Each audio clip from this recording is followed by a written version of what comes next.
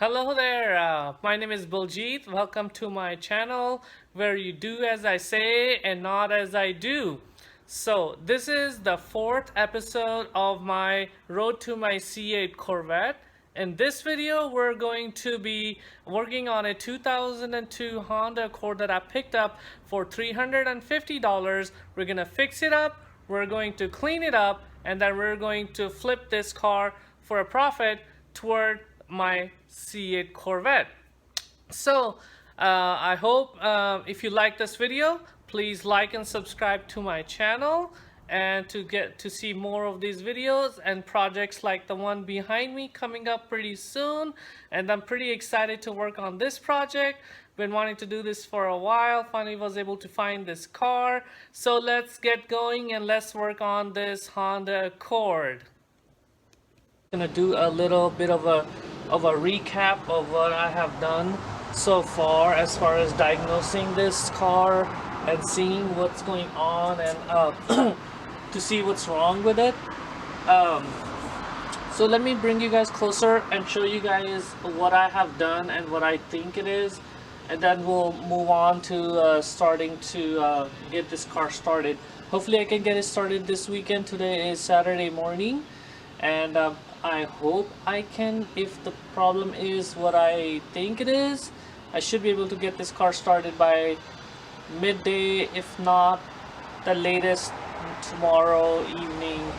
That would be the worst case scenario. Then I would have to start thinking if I just want to junk this car or keep on working at it. It is a pretty clean car. I do like it. And you know, it will make a really great car for somebody if I can get it to start. But then you start to think about, like, you know, is it even worth it? This car does have almost 200,000 miles and the interior is pretty trash.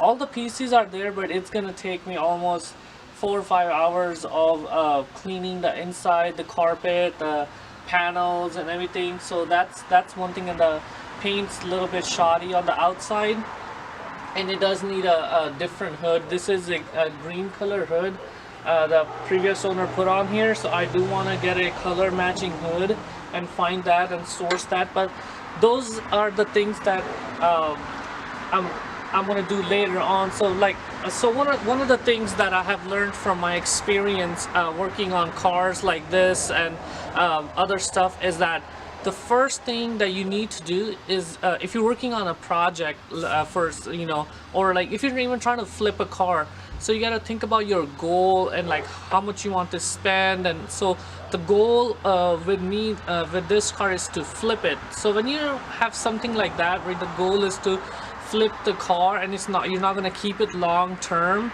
and invest a lot of money in it, the first thing should be to get the car mechanically sound before you start working on the appearance. So that is one of my advice to you guys, is to first get the car mechanically sound and get it running before you spend a lot of money on other stuff and resourcing parts. And that's where I have personally gone wrong or done wrong in the past. And I have seen multiple people that same thing. They spent a lot of money resourcing parts and collecting parts because they were like, oh, it's a car that I'm gonna keep and drive and I want to enjoy, and it's my project. And when they start to work on the car to get it running, and they see that how much work it was or it wasn't worth it, then they're like in a deep hole at that point as far as like financially in the project. So hopefully you guys learn from this video and don't make these mistakes, and I hope this is educational and helps you guys with your projects and your flips. So let me bring you guys closer and show you guys what I have done and talk about it, and then we'll move on to getting this car ready. So I'm probably gonna be doing a time lapse of me fixing this car. I'll explain like what I'm gonna be doing, but there are like hundreds of, or not, if not hundreds, at least dozens of videos out there of things that I'm gonna be doing this to this car. It's a very common car, and there's a ton of videos that actually I watched to see what I need to do to fix the things that I want to fix and hopefully get this car running. So that's why I'm not gonna do a detailed video like I did for the Camry. What I have done so far is I have moved it into the backyard, of course, to get it out of the street. And since the car doesn't run and drive it and I'm the only one here, I don't have any help, so it wasn't too hard for me to push it into the garage. So I just pushed it forward. I pushed it forward past the gate and on the inside, and that's fine.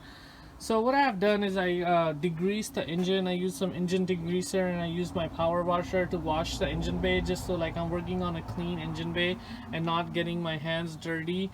And there's still some like grease right here. I was thinking about cleaning that, but we'll see. I mean, I can deal with that. It's a little dusty. But that's because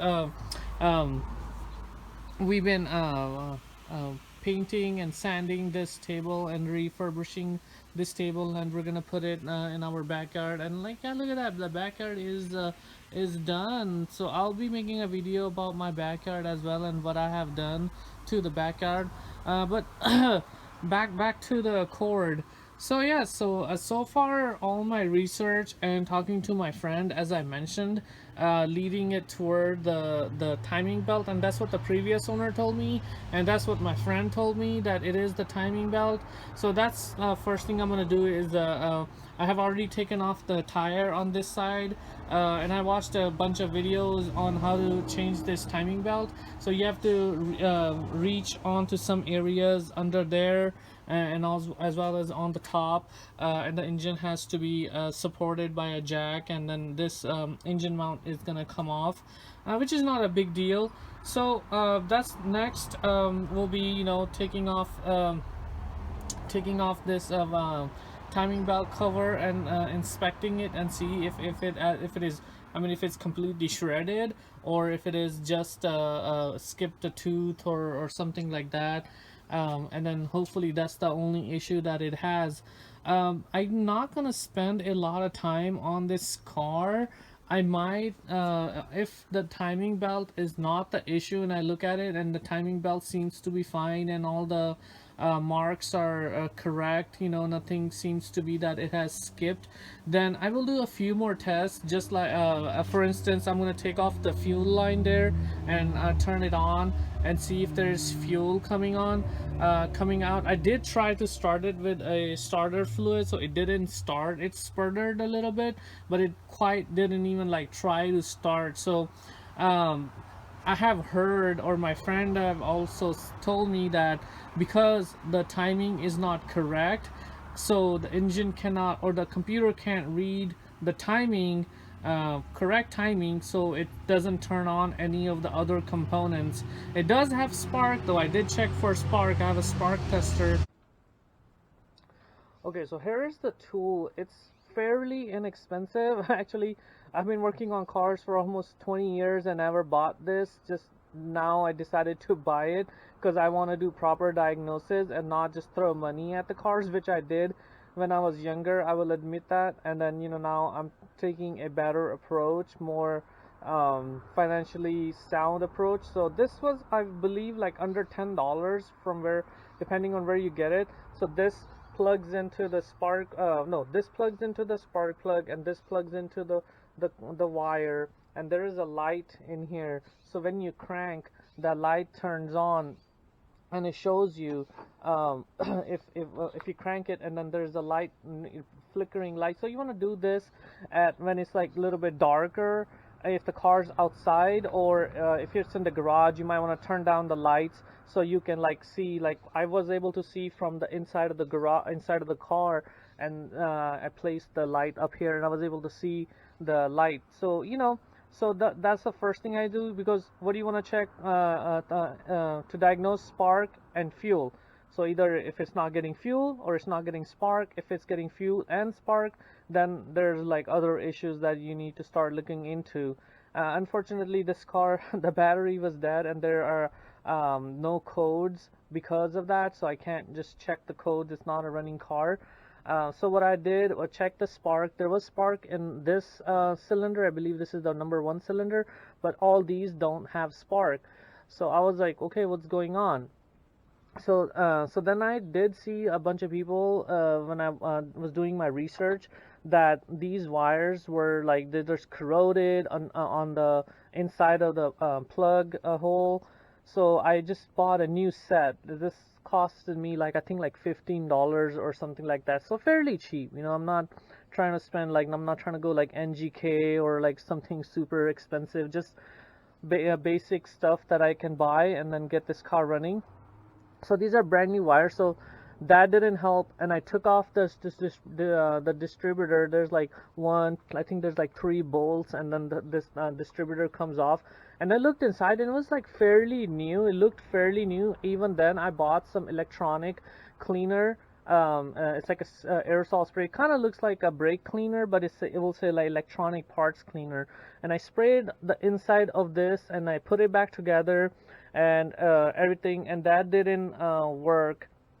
And then I quite didn't check for fuel. I did put fuel in the fuel tank a little bit just to make sure. I put, I think, about 2 gallons of fuel to make sure that it's not just out of fuel. Some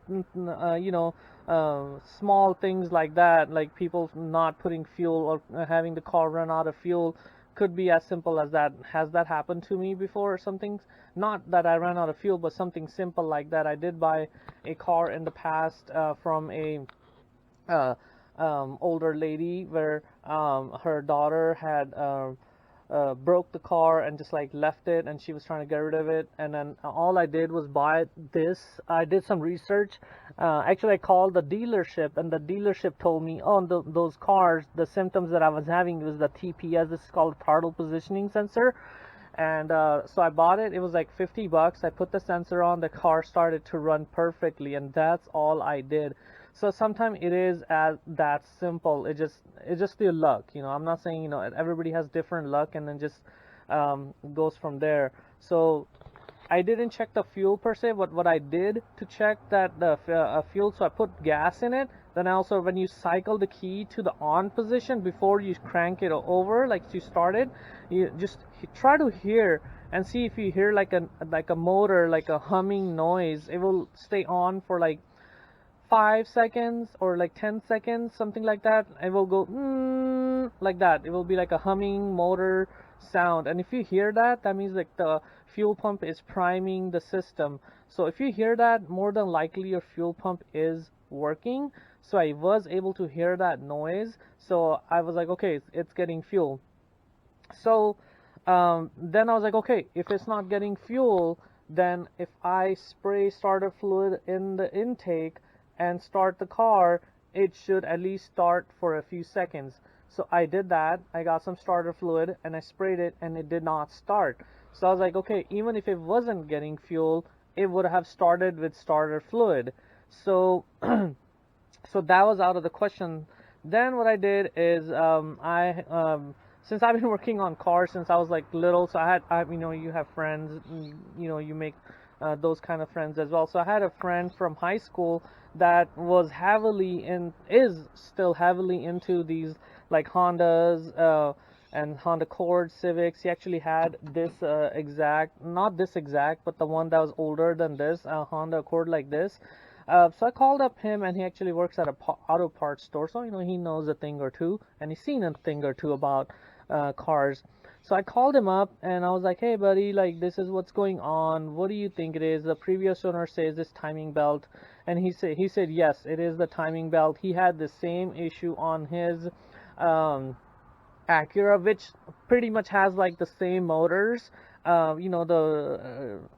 The way the motors work and everything. Sometimes they even have the exact same motors, because it is Honda and Acura, same company. So he said his Acura did the same thing, and it was the timing belt, and he actually ended up just getting another motor. I'm not sure why he did that, but for me, since the timing belt is fairly cheap, I already have it.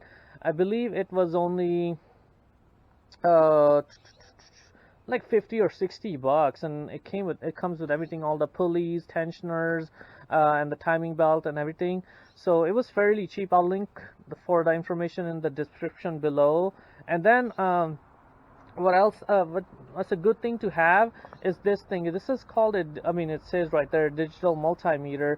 I have one, but I just bought this one because this is it's an automotive one. I had a general one, and it was like a cheapo, like a $5 one. It did the job. It just told me if the battery was dead or not. But if you want like precise information, you want a digital one because my old one is analog. It has the needle, so it's like really hard to tell where your voltage is on that.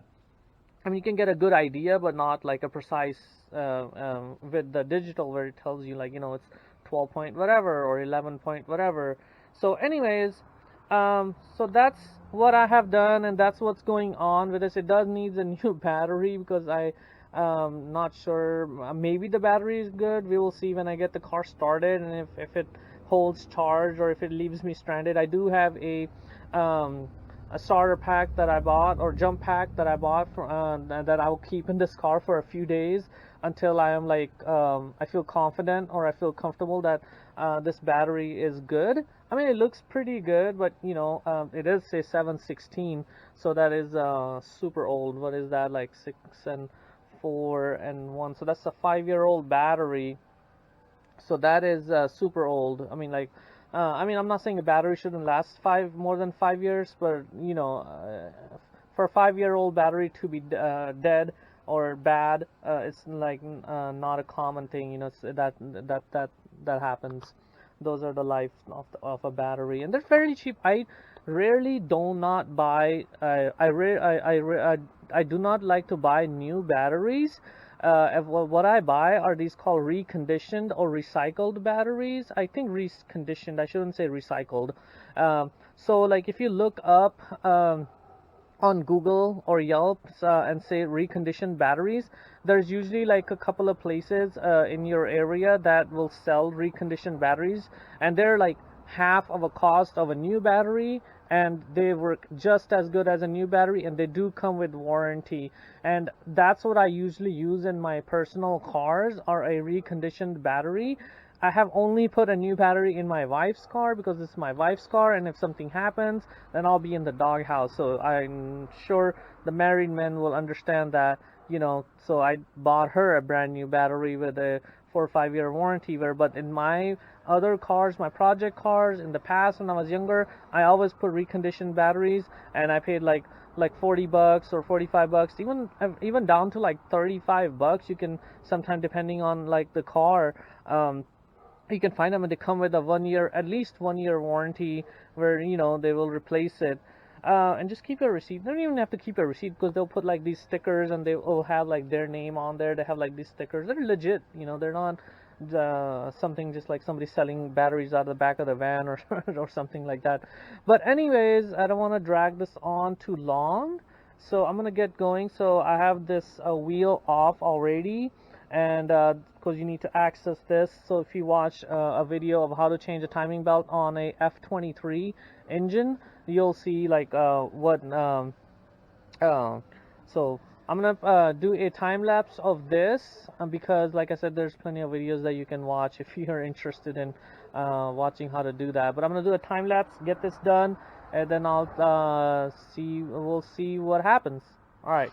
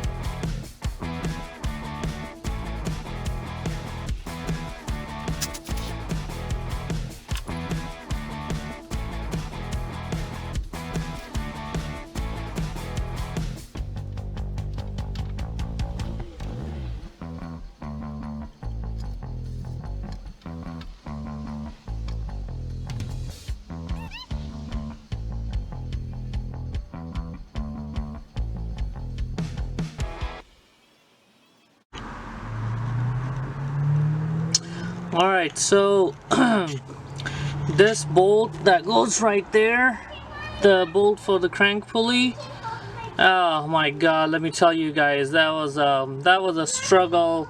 That stuff like that, the crank pulley bolts and for the bolts for the hubs have not been a what do you call it, easy task for me.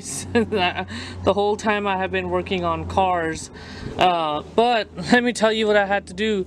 I had to buy a breaker bar set. What I bought is so I'll put everything right here. So this is a tool that I had to get. I tried my impact. I had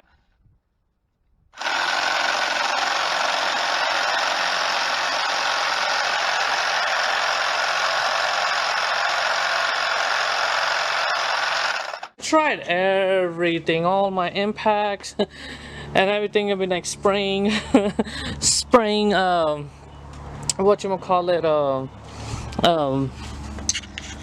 liquid wrench I use. I mean, it doesn't matter, whatever is on sale is what I buy, so that doesn't matter. So yeah, so I had to I thought like just me hitting it with the impact would just get the nut off, but no. Then I had to go rent this tool. It's a special socket that has a hole in it for Hondas, and then it holds the pulley in place while you loosen the bolt. But anyways, I got it loose. It was a struggle, like I said. Crank bolts and then also the hub bolts are like one of my kryptonites that like usually delay my project the most. Here it is. It is the time belt. I took the top of the top time chain cover off. This thing. This is the top timing chain cover off, and let me put this over here. Yep, the timing chain is not there. Like there's pieces of it right here. Like this is the timing chain. That's what's left of it. So yes, then this I am happy to see that it's the timing chain. So that way it's not something else. Now let's hope that I believe I have heard on the internet that this is an interference engine. So what that means is if the timing chain breaks and your car's running, the valves can hit the cylinders and they can get bent. But I watched multiple videos where people just change the timing belt, set the timing, you know, all the markings and everything where they need to be, and put the timing belt on, started the car started. So I'm going off of that information, so hopefully when I start it, I don't hear any ticks or knocks or engine doesn't blow up, and we'll be good to go. So I am actually happy to see this, even though I do have to replace this now, but I'm happy that it is just a timing belt and not anything more confusing or ambiguous where I have to like just keep searching, changing different things. So here we go. So I finished everything. I put the timing belt on and the water pump belt on. I put power steering, the alternator, everything is nice and tight. No extra parts, so that's good. And I put everything back together. Oh, I missed something. Where is this? This one and this one. Okay, let me snug that up for you guys.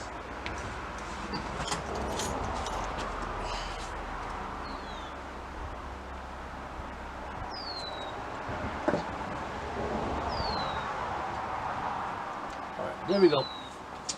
Good to go. Okay, so now everything is on. All the plugs. So these wires are brand new, and I had cleaned out the distributor before. Everything is plugged in. Let's start this. I got my jumper pack on. Let's see if this car cranks over. I mean, it cranks over. Let's see if it starts.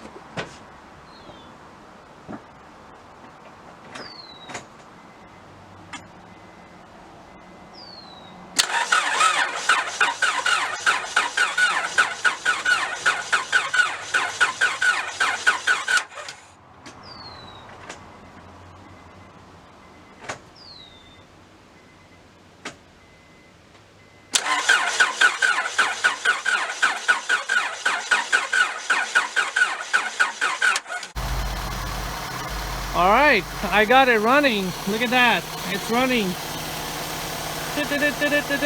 I am so excited. So, it was the timing belt. I changed the timing belt. Then just a funny story for you guys. Then I went to go start it and it wouldn't start. It will just crank and wouldn't start. So I was like, what's going on? So I couldn't hear the fuel pump kick in. So I was like, oh, maybe it's the fuel pump.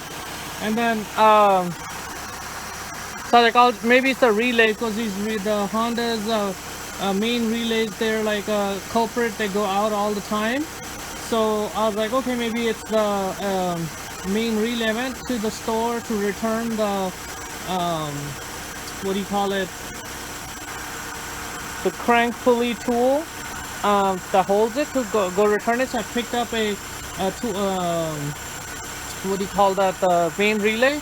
And then when I went to go and install the relay, and I looked, I was messing with the relay before. I actually bought a relay from Amazon, hooked it up, didn't work, returned it. So I must have not plugged the relay back in, and the wire was just hanging. And I was like, oh my god.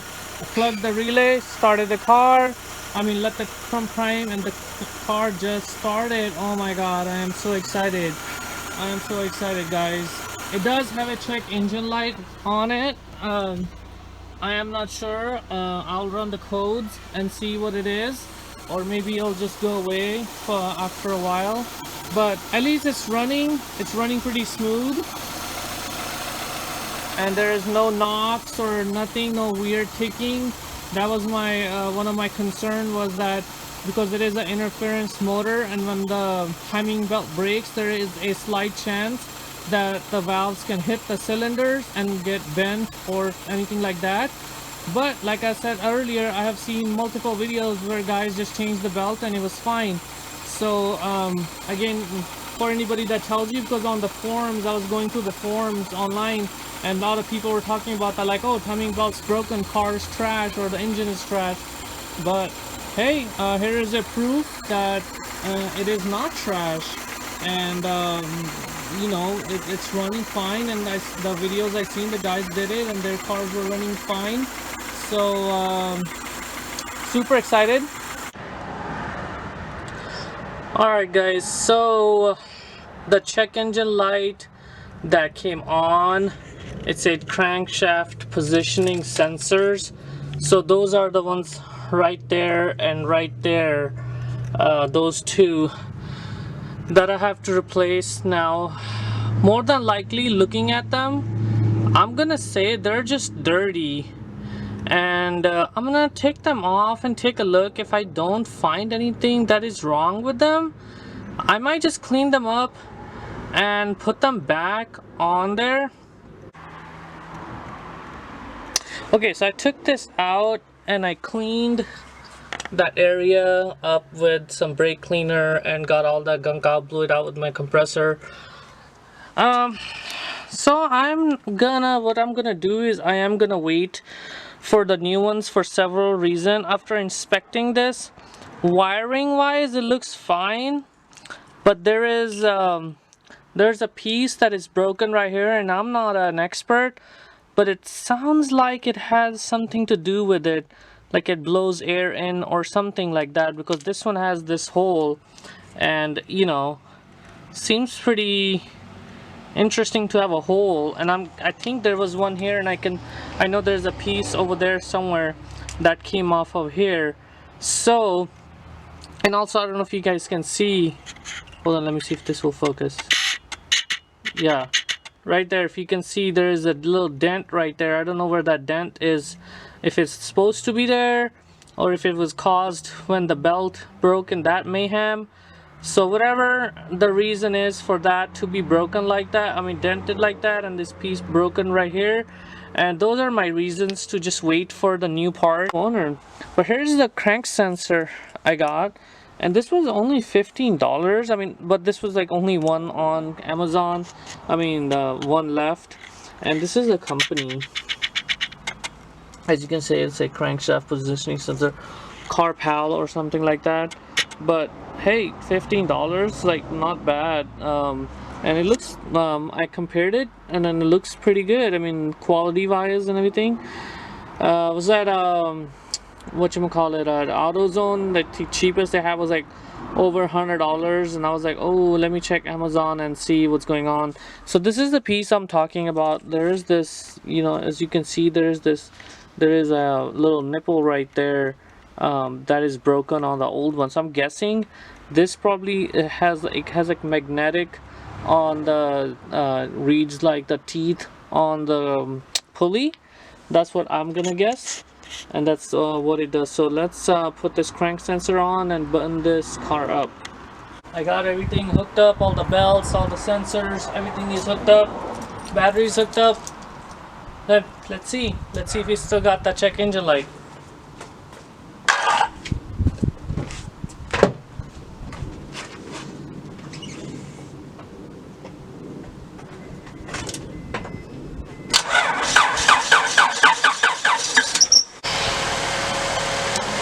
Okay, the car started, so woo-hoo!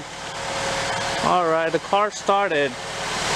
You can see it's running really smooth. The belt was squeaking when I started, but you know, just everything was settling in and everything. Looks like really smooth, no ticking noises, look so smooth. There's no weird noises, and check this out. No more check engine light. Yay! Wow! Alright, I am really excited about this. Now time to put the wheel on, put the bumper on, and start to get this car ready. Alright, so here's some of the stuff that I picked up today. Let me show you guys. So I didn't get a color matching hood from Pick and Pull, but I picked up these. This is like a washer thing that goes on the prop rod. The whole prop rod was missing last time I was over there getting parts for the Camry. I got the prop rod hoping this piece was on the car. So that's a lesson learned, that like, and I think I mentioned it before even in the Camry video, that whenever you go there, get all the nuts and bolts. So I didn't follow my own advice. So I didn't grab these when I was getting the prop rod. So I grabbed, this is like where the prop rod rests, and this is like a little clip where it goes through, and then so it doesn't come out. And this is just like a bumper clip that I was like, okay, I need another bumper clip on this side. So these items, and then here's the paint. So this color is Naples Gold Metallic. That's the exact color that this car is. It's a Naples Gold Metallic, and I also picked up some clear might as well. So I was like, okay, I do have some clear that I bought from Home Depot, but this has like the bigger fan, where the Home Depot one, it's a smaller circle, and where this is like a fan, like an automotive style, from like a compressor style. So anyways, so what I'm gonna do is I'm gonna sand this hood down, and I have this DA sander that I got. This is my DeWalt brushless, and I have a 20-volt battery, but that doesn't matter, you can use anything. So my plan is to sand it first with 600 grit, and then I'm gonna hit it with 800 grit, and that's good. I mean, usually 600 is perfect. I mean, that's good enough to paint over. That's like the perfect smoothness. I'm just gonna do it with 800 just to get a better result and see, just because of that. So, and I have it, might as well use it if I have it. But 800 is a little overkill for just a respray, but doesn't hurt. So what I'm gonna do right now, I'm gonna rinse this down and wipe it down, because there's a lot of dust, and if I use my sander, it will just kill the sandpaper. So I'm gonna clean rinse this hood and wipe it down, dry it up, and then I'm gonna sand it down. I have done this many times, so I'm not gonna mask this, because I'm just gonna be very careful. But if this is your first time and you don't want to mess it up, I recommend you put a piece of tape, put up masking tape, the blue or whatever masking tape, painter's tape on the edges, on that side, on the lights, so you don't hit it with your sander and damage it. But I'm pretty careful with that kind of stuff, and if I get it, it's fine. Sanded it out with 320, then 600, then 800, then I rinsed it, so I can get any dust particles to, like, when I spray it, if you don't rinse it, they can come up. Even if you mask everything, they can come up when you spray out of the crevices. So it's good to just hose down the car and wipe it again. I'm gonna clean it with window cleaner. That's like my preference is like the most economical and the best way to prep the surface before paint is window cleaner. Like Windex is the best, but something like that will remove all like the surface grease from your hands and everything. Once you clean it, you don't want to touch it after that.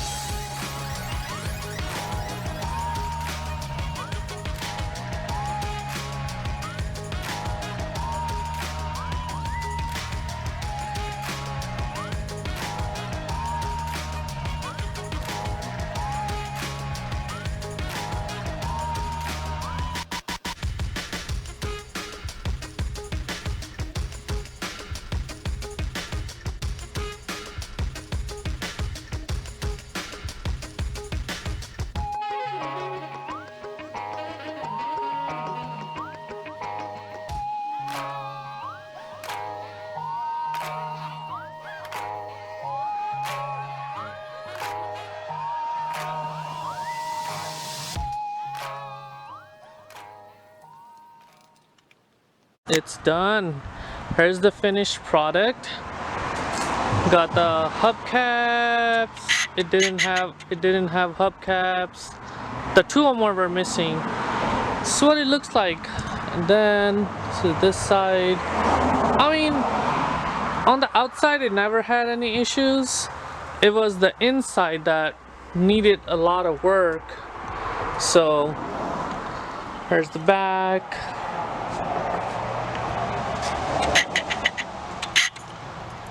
I'll show you guys the trunk. You know what I was talking about? How when you open the trunk, so like it was like full of trash. So now you open the trunk, it's all clean. You know, left a few things. It's like a window shade. This is a window shade and tire iron. Let me show you guys the inside. I don't know if you guys remember what it looked like, but now it's, I mean, there's still like, I'm not gonna change the door panel, especially this side, but you can see the inside, the carpet. I changed the middle console, it was cracked. Right here was missing a cup holder. I put a new cup holder. I cleaned that seat, took that nasty seat covers off, cleaned up all that.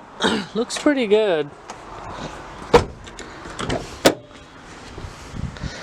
Same with the back, cleaned out the door panels, cleaned out the sides. You know, this, some things like on here, things that, you know, if you detail it really well, like these mats made a big difference. And then yeah, looks pretty good. I mean, here's the shot of the, it's pretty good.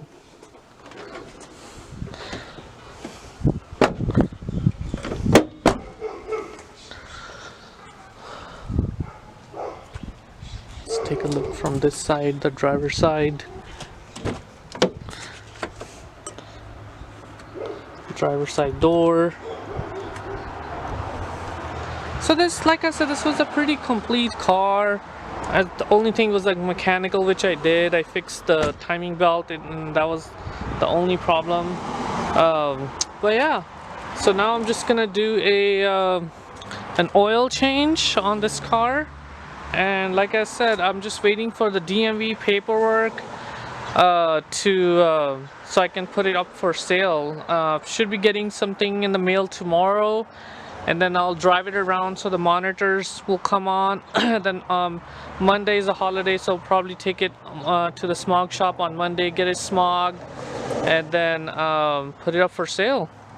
Alright, let you guys know when the I might just end the video here and then just update you guys on the next video of how much I was into this car and how much it sold for, and as far as where I am with my goal for the C8 Corvette.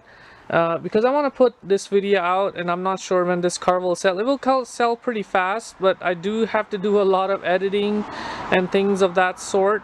So I might put this video out without selling the car, but I will definitely update you guys on how much it sold for and how much I was into it. I mean, I can tell you how much I'm into it. Bought the car for $350. The timing belt set was about $50 on Amazon, and then another, you can say another $100 of knickknacks that I got from Pick and Pull, like the carpet kit was like carpet kit, the hubcaps, the front, oh, not even $100. I would say like $50. I can't think of anything else that I spent major. Oh, the paint was like $40, so like around you know, $150 to $200 into it, so around $500, let's just call it. All right guys, I hope you liked this video, and I know it's a long one, so if you guys want to see shorter videos, multiple videos rather than a one long video that I like to do, I just feel like it's more beneficial to just see the process from start to finish rather than me posting multiple videos of the project. when I watch YouTube videos, that's what I feel like it. But if you guys feel like that you guys rather see shorter videos, multiple videos of the project, then please let me know in the comments. I would be happy to do it that way. But please, if you can like this video and subscribe to my channel, I would really appreciate that. And this is the end of the 2002 Honda Accord flip. I will let you guys know in the beginning of the next video, or maybe I'll do a smaller video in the middle to update you guys on how much this car sold for, and where we're at with the C8 Corvette funds. So anyways, I hope you guys make it a fantastic day.